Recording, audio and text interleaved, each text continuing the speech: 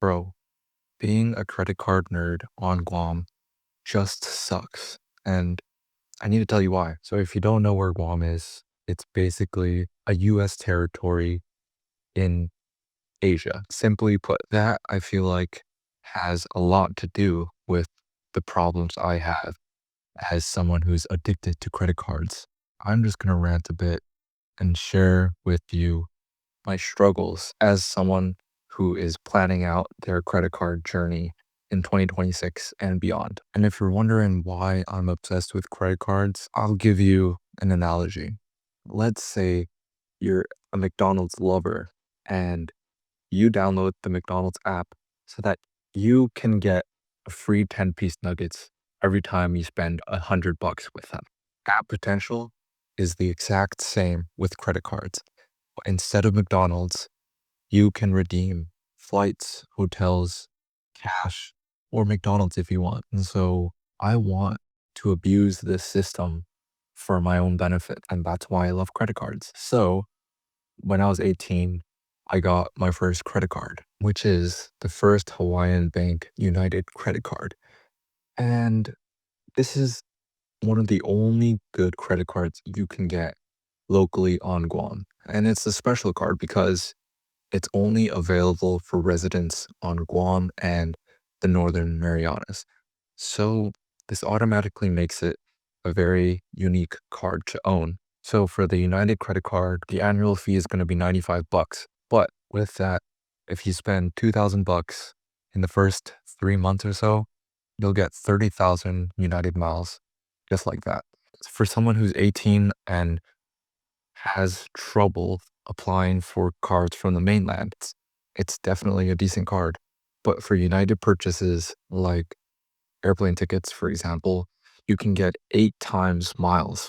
So that's pretty good if you're flying United a lot, which is an interesting point I have to note because United Airlines has a chokehold on Guam routes. If you want to go to Hawaii, if you want to go to Japan, if you want to go to Taiwan, I have hiccups right now, sorry. If you want to go to any of those places, basically United is the option. And then for gas and groceries, 2 times miles. And then for everything else, it's 1 time. So honestly, the rewards multiplier is not that great. But other than that, you get 2 United Club passes every year. And then you also get 2 free check bags, which for me is not that useful. Yeah. So when I was 18, I got that sign up bonus and then I moved away from Guam. I was not really using the card much because there were some verification issues I was dealing with so I didn't use it. So fast forward a few years, I finished uni and then I felt like it was time for me to get a new card simply because I've spent all the miles that I gained from the sign up bonus. And then the $95 annual fee wasn't really benefiting me. So I felt like it was time to get a card that could give me more value. And so, as a note, the only credit card issuers on Guam, I believe, are First Hawaiian Bank and Bank of Guam. So if I want any of the cards from the great American banks like Chase, Amex, blah, blah, blah, Capital One, blah, blah, blah, I can't just go to a bank and apply. So none of those banks operate in Guam. So that means I have to apply online and so on and so forth. And I am lucky that I do carry a United States citizenship, which means I can get these American cards, which tend to have the greatest rewards and benefits compared to the rest of the world. But as someone from Guam, there are a lot of challenges. And one of them is simply applying. When I got back to Guam, I was forming my credit card roadmap strategy, whatever. I thought that I should go through all of the hotel and airline cards that are free at least so that I can get their membership and their sign up bonuses. And then after 3 months, I can just switch and apply to a new card. The first card with a great sign up bonus at the time was the Marriott Bonvoy Bold from Chase Bank. So everyone who's like into credit cards would tell you to get the Chase Freedom Flex or the Chase Freedom Unlimited as your first Chase card, but I'm not like that. I got the Marriott Bonvoy card. But when I applied, I waited in the mail for their acceptance letter because they wouldn't tell me online. And I received the letter in the mail, and it basically said, "You are suspicious, so we are not going to accept you." And so I got a bit pissed. So they ran a check on my credit, and then it's impacted my credit because of that.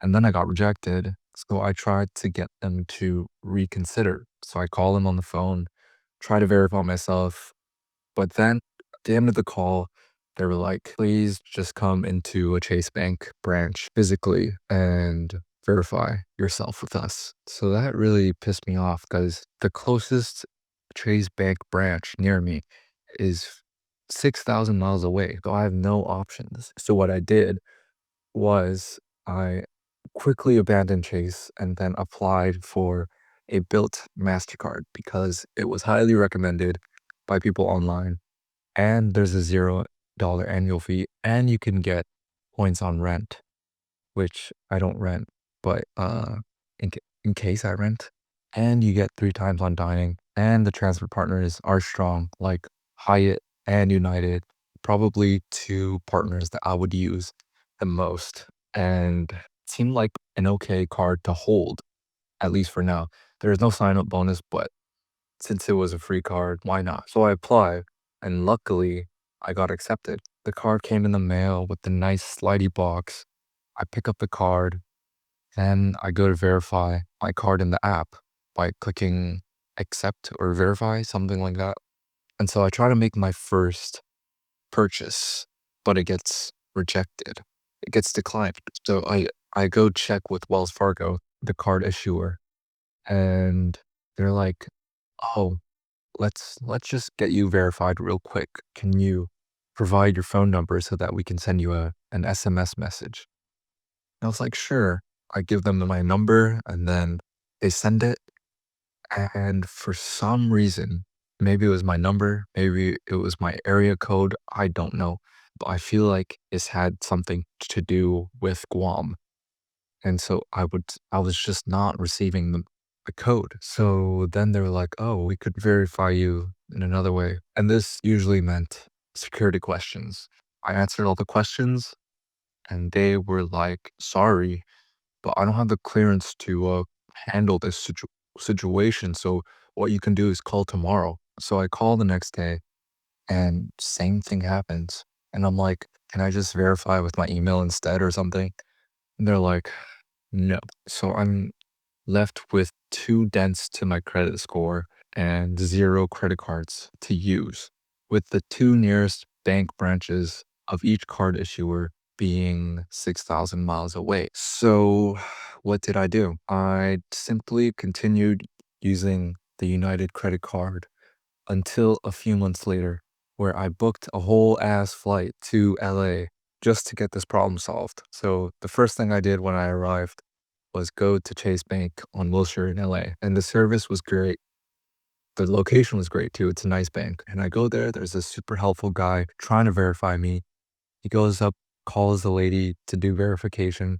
At the end of the session, I was cleared, and he was like, "Oh, let me just get you to our credit card guy so that you can reapply because it's been way past the application period." So I go to the guy, lovely guy as well, and he was like, "What card do you want to apply for today?" And then I was just like, "Oh, can I just see what options you guys have?" And then he goes on his computer, shows me the monitor, scrolls down, but I don't see any of the co-branded cards, none of the IHG cards, none of the United cards, none of the Marriott Bonvoy cards. So I was like, "Oh, where's the Marriott Bonvoy card?" And then he was like, "Oh, that card, you can't really just apply directly with us. You have to apply online."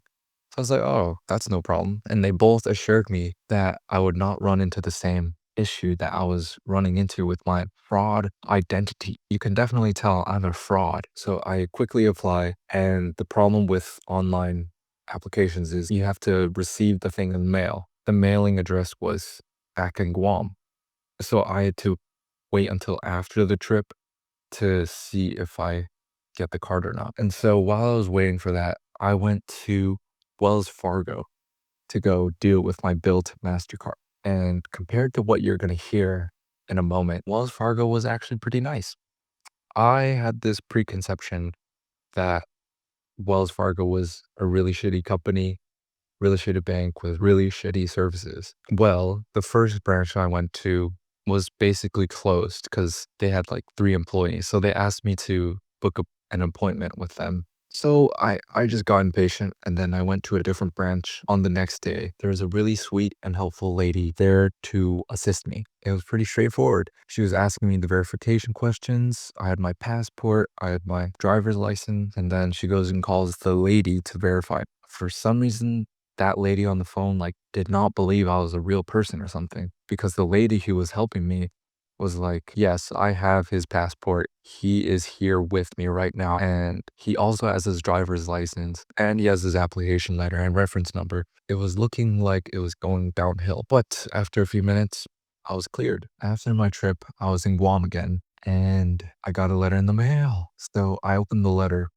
and I see that I was rejected again for the same reason. They think I'm a fraud. So I was so pissed. So that basically meant that I can't really get any chase cards for the time being. I also have a feeling that the reason why they rejected me is not just because I'm a fraud, but that my credit history is kind of new. Despite owning the first Hawaiian bank card for multiple years at this point, I think in the financial system, being outside of the mainland US kind of puts you in a different spot for some reason. And that might also be why Hawaii doesn't have any of the major banking institutions there. That's just my theory. It just makes life harder as a Guam credit card addict. So this was back in November 2025.